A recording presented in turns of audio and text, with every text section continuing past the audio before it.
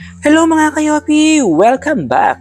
So I'm gonna show you on when you need to upgrade your memory RAM by just checking the memory utilization.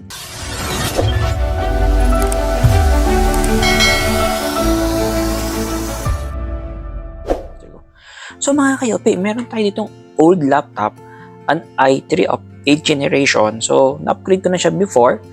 But since we are using it, we're installing lots of application, and we notice some slowdown. Even after I remove the unnecessary apps, I diagnose it, and it's still quite slow response from time to time, especially if you are opening a lots of application. So I try to check the CPU utilization. It's sometimes picking up to 100%, but we cannot do about it. We cannot replace the CPU, but we can help them reduce the processing by increasing the cache or the memory. So the HDD is okay, it's not reaching 70%, while the memory is reaching 100% to 70% in steady state or 60% steady. So that's the problem. We are seeing high utilization of memory RAM.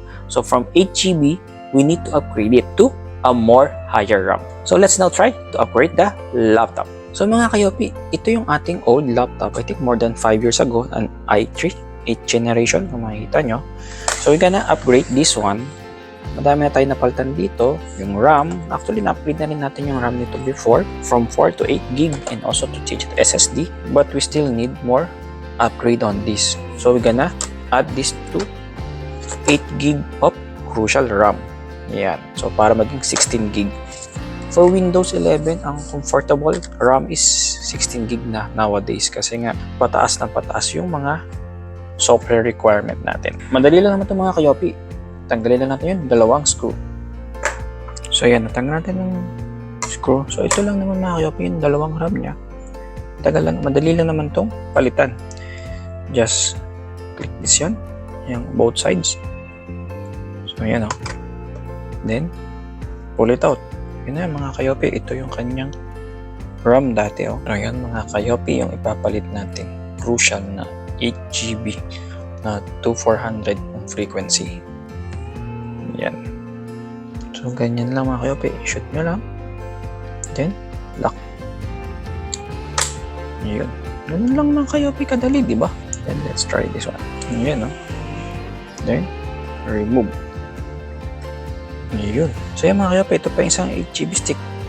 Yan, di ba? Dali lang magbalik. Screw it up. And, I'll boot it up. So yan, makikita nyo mga kayopi, utilization ng RAM natin is now below 70%. Yan is now running around 30 to 40%, di ba? So mas maganda na yung performance ng ating laptop. So yan mga kayopi, yung memory utilization niya is below 60 to 70% na.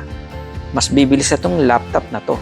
So if interested kayo kung saan mabibili itong crucial na RAM, I will post in the description or comment below where you can buy this product. Approved.